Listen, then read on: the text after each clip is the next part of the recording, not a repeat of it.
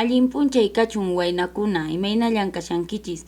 Kunan punchaymi yachasunchis cruz chakuykunata.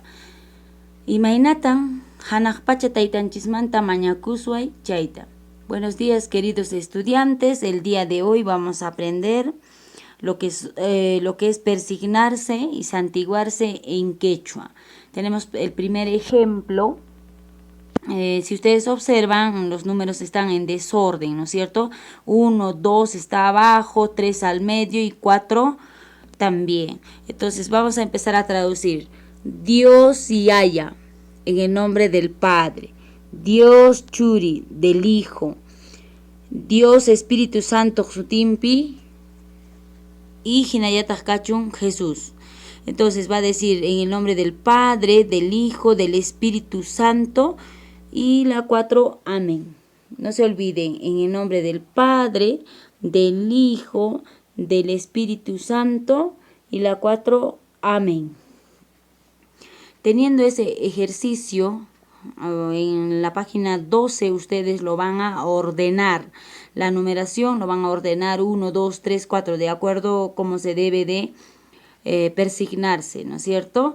El 1, en el nombre del Padre. La 2 del Hijo, del Espíritu Santo, la 3 y la 4, amén.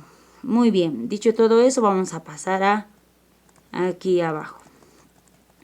Dice, Santa Cruz pa unanchan raiku, aukaikikunamanta, kespichuaiku Dios apuiku.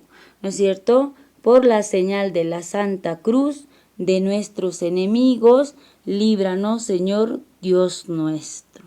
Ahí tenemos ambos ejemplos, lo que es persignarse y santiguarse. Este ejemplo de acá es santiguarse.